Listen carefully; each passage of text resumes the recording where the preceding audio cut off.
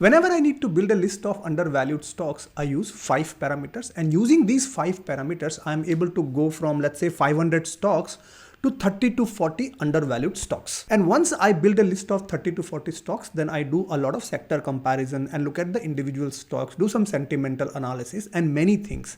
All of this is sounding complicated to you. Allow me 10 to 15 minutes of time because I'm going to run you through my method in a very step-by-step manner. And I promise to you that if you watch this video without skipping, then you are going to learn 3 to 4 new advanced concepts about stock investing. If you don't know me, my name is Rahul Jain. I'm a SEBI registered research analyst. I do my independent research, and on this channel, I share a lot of free advanced concepts that may help you. If you're new to my channel, consider subscribing.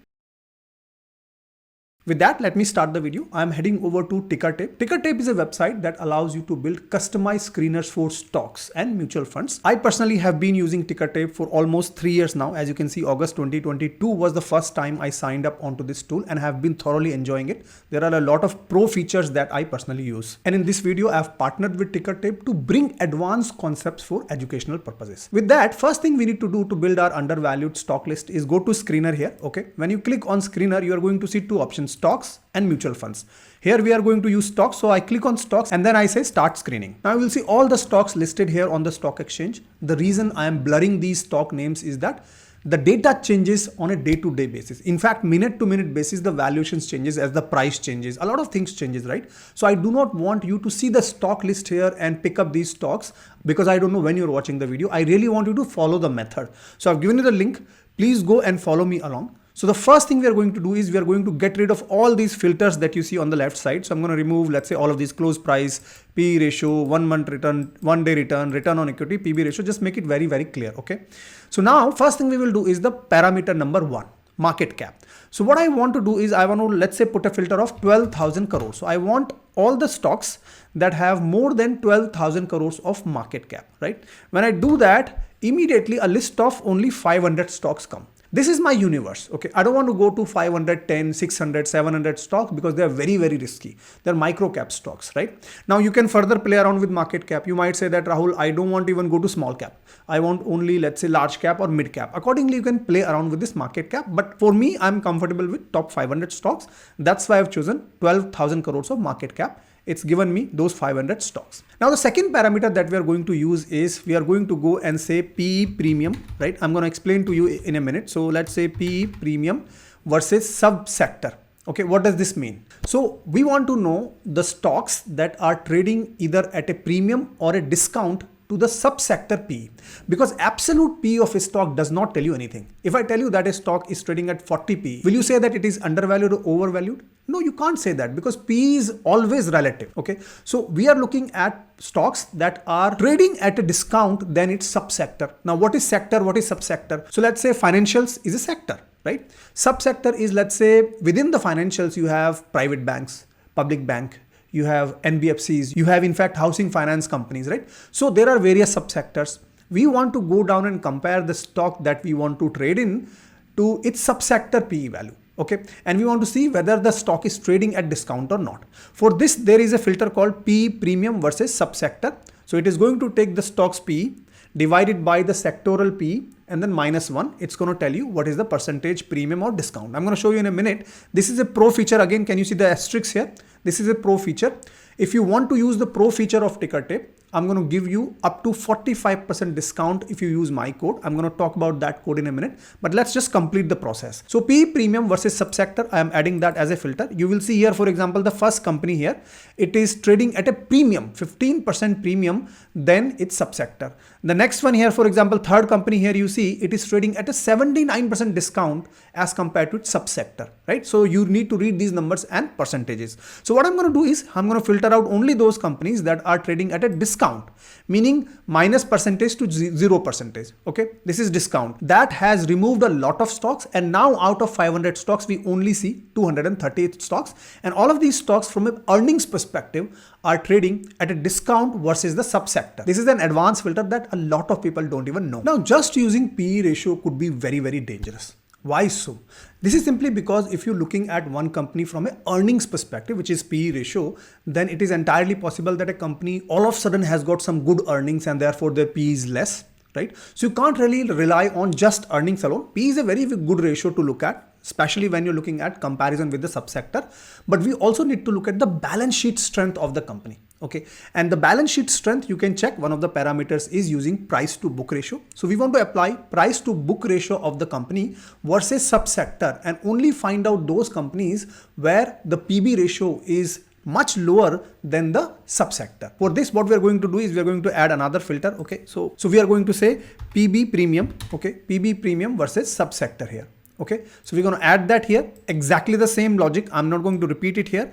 We are going to look at only those companies here which are trading at a discount when it comes to PB premium versus subsector. So for example, first company here, it is trading at 60% discount when it comes to PB ratio versus its subsector. And because of this filter, now we are down to 160 stocks. Okay, so far we have talked about 3 sectors: market cap, P ratio and PB ratio.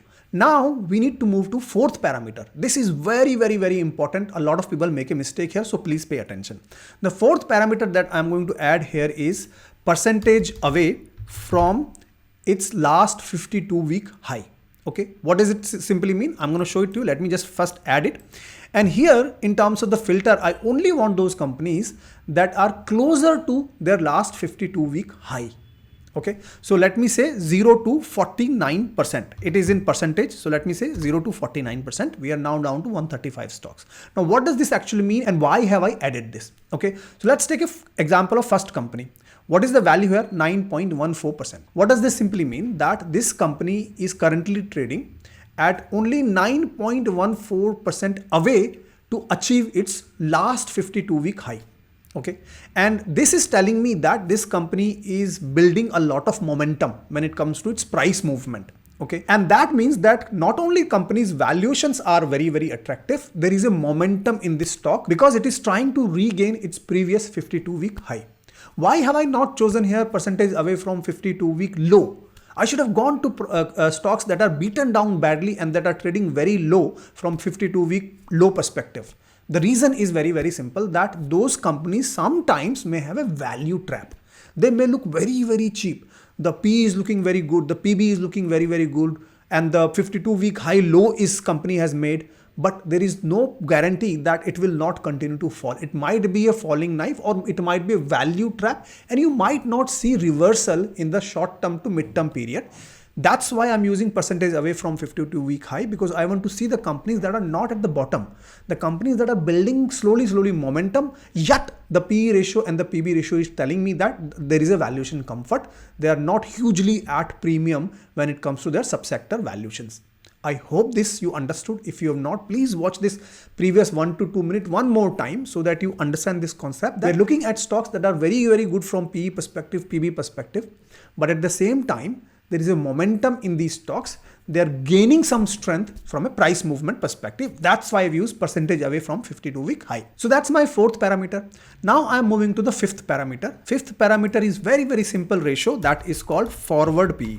Okay, a lot of people only use trailing PEs, which is what we used earlier. Okay, trailing is last 12 months and forward PE is future 12 months. So if I show you the forward PE ratios formula here, this is telling you what is the estimated EPS for the current financial year. This is telling you what the forecast is about earnings for this particular company. Okay, so if I say forward PE ratio, you give me the forward PE ratio, I add that as a filter, and I only want those companies that are trading below 20 forward PE. Okay, that's the criteria I'm going to put here, below 20, and this brings me to a list of around 42 companies when I'm recording this video. Okay, it could be very different when you are watching this and when you are running this, it might be 35, 36, 30, 32, depending on when you are running these queries. You're going to find a different list. That's why precisely I'm not showing the names of the stocks as well, right? So using these 5 parameters, we have come down from 500 stocks to 40 stocks. And if you look at these 40 companies here right now, there are PE comfort here from a sector perspective, PB comfort here. They have built some momentum, and also their forward PE, the forward EPS calculations are looking much better. Therefore, this list makes a lot of sense. But does it mean that you go and invest in all the 40 companies? Absolutely not. Let me now walk you through what do you need to do further in terms of filtering this out, comparing these companies Allow me 3 to 4 minutes of time. I want to show you something like sentimental analysis. All of that advanced feature so that you understand this from a nitty-gritty perspective. But before that, so far if you're liking this video, request you to hit the like button. Let me know in the comments a simple thank you. It motivates me to curate content which is advanced for you and you're learning at without paying any cost. Also, you can consider joining my YouTube community in case you want to get daily exclusive content which I share on my YouTube community. The feedback of this community has been excellent. Simply go to my channel, click on join button and be my guest. With that, let me now talk about how do we go about further doing analysis on these companies. So the next thing we need to do here is first of all filter or arrange these stocks by subsector. Okay. So for example, you can see here textile coming, telecom coming, specialized finance coming, public bank or private banks companies put together. Okay. So now let's say that you are bullish on public bank sector. Okay. I've just picked up randomly one sector, whichever sector you like. On that particular sector, you can evaluate 5 to 6 companies. For example, here, if you see public bank companies, there are 1, 2, 3, 4, 5 banks here that have come into this filter. And these 5 banks here, hopefully you have the valuation comfort. You've seen the momentum. You've seen the forward EPS and forward PE ratio into the consideration. Now, out of these 5 banks, how do you go about studying them and comparing them? So what I've done is I've clicked on, let's say, a couple of these banks. And what I've created here is the split view. You can do that in Google Chrome. Okay. Again, I'm hiding all these price points because when you're watching this video, these price points would have moved. Okay. And we are taking this video purely as an educational video. I don't want you to get impacted by the data that I'm showing. Method is more important here. Okay. So first thing we will do here is that generally I don't do technical analysis on pricing. If you are comfortable doing technical analysis, you can do that. Okay. I'm not stopping you to do that. But first parameter that I will have a look at is if I come down here and I show you the analyst rating here. Okay. So if you come down and bring both the screens together, you will see the analyst rating here. Okay. Now you can see what the different analysts are saying about these two companies here. Okay. It just gives you what is the street's view and which one is looking more stronger. So the left side company here, for example, 85% analysts are saying that this is looking good to buy. Here in the right side, 63% analysts are saying that this is a good company to buy. But here, if you see the number of analysts are different. Here it is 13 analysts, here it is 16 analysts. This is one information. You don't make a decision just based on one information. Okay. The second more important one that I want you to focus is on the sentimental analysis. This is something which I did not find anywhere else. It's only in the ticker tape. And just because of this feature, I typically come to ticker tape to look at what is the sentimental analysis before I pick any stock. Okay, this is important and I could not find it anywhere else. So what they're doing in business sentimental analysis is that they're looking at the last con call. Okay, so for example here, January 2026, there's the last con call happened for this bank. Same here, January 2026. And based on the con call that would have taken 1 hour or 1 hour 30 minutes, they have summarized this, okay, the sentimental analysis. They've categorized this into 2 parts. One is the growth drivers. So as you can see, if I scroll down, we can see the growth drivers. What you see here, for example, is in the right side of the bank, improved asset quality. Now you would know immediately if you invest in banks that how important it is to look at the asset quality. And if a bank's asset quality is improving, that tells you that bank is doing pretty well. Okay, their NPAs are reducing, their bad debt is reducing, therefore their profitability will be good in a long term. And also you can see here that the bank is expanding, their branch is expanding. Likewise, you can compare and study what are the growth driver in both the banks, and comparative analysis is quite important here, right? But you don't stop at growth drivers only, you also look at the challenges because every company has a challenge, right? And you want to find out what are the red flags in these companies. Okay, so for example, left side company, if you look at their deposit growth is declining. Okay, that's a very, very bad sign. Okay, their net interest margin has decreased, which is again a very, very bad sign. Okay, but if you look at the right side here, you don't see any of these problems. You see other problems like investment yields, there is a decline, right? Inconsistent performance, elevated slippage in this quarter. These are also important ones. But again, you contrast and compare and you see which one has got more red flags here. Okay, this is how you can go. Third one that you will look at now, if I come down here, is to look at their P&L account. So if I just come down and you can compare the P&L account, generally I go for growth view. So I'll click on the growth view here rather than normal view. That tells me the percentage change in their last few years. So you can just scroll to your right and compare these numbers in terms of profitability wise, sales wise, how these companies are different from each other, how fast are they growing. Also, you can look at, for example, come back up here, balance sheet here, okay, and you can compare their balance sheet. You can compare the cash flow. Of course, here for banking companies, these are less relevant, cash flow, etc. Yes, balance sheet is very, very important, no doubt about it. But again, you can go and look at these fundamentals and compare. Okay, the next one comes is the peer analysis. Okay, let me bring it down and you look at the peer analysis for both the stocks. Again, I'm hiding the names, but what you can do quickly is you look at the valuations. Here, what they've done is in the banking sector, they've got top 3 banks here along with the company that we are analyzing. Likewise to the right side. Now you can compare, we've done the subsector analysis, but what about the top 3 banks? Right? It's important to look at the top 3 banks, the leaders of that particular subsector, and see where the P ratio, PB ratio, for example, are. And you can easily and quickly compare these particular features as well. And the last one will be, if you scroll down, in my view, you can look at the news. Very, very important. So you come down here, and if you look at the news here, you can read both the company's news. It's very, very important to read the news, because if there are any latest happenings, latest changes in the company's management, for example, if they're doing any QIPs, if they're doing any mergers, acquisitions, all that news will get factored into the stock analysis. This is how you can go deep dive into each of these companies and can make some notes, compare them. Let's say 1 or 2 or 3 companies that you are finally shortlisting from this list of 40 companies, depending on the sector that you are bullish on. Now, let me give you a pro tip that before you invest, you can do one more thing. I'm going to talk about that in a minute. So the next thing what we're going to do is we're going to set up some alerts for us. Okay. So for example, you like the right stock here. Okay. First thing you need to do is put it into watch list. Can you see this symbol here? Okay. Just click on it. Now this particular company has been added into your watch list, right? Rather than investing directly into it, what you can do is track this company for the next few days and weeks and understand what's happening in this company. Okay. So put that in your watch list. Watch list functionality is absolutely free on TickerTape. You can do that easily. Then you download TickerTape app. Okay, because the alert functionality is only in TickerTape app. It is unfortunate that they haven't yet done it on the main website. It's there on their app. So download the app. You can easily find it.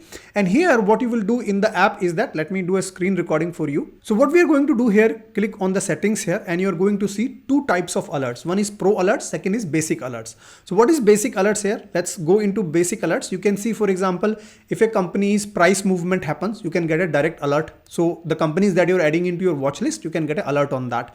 Portfolio performance. If you plug in your portfolio, it can give you daily basis what is your performance of the portfolio. Second is the market movement, broader indices, it can tell you.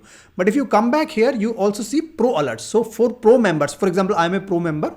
I have these alerts here where you can see if a particular company's price has moved, or there are technical indicators, for example, 14 days RSI, right?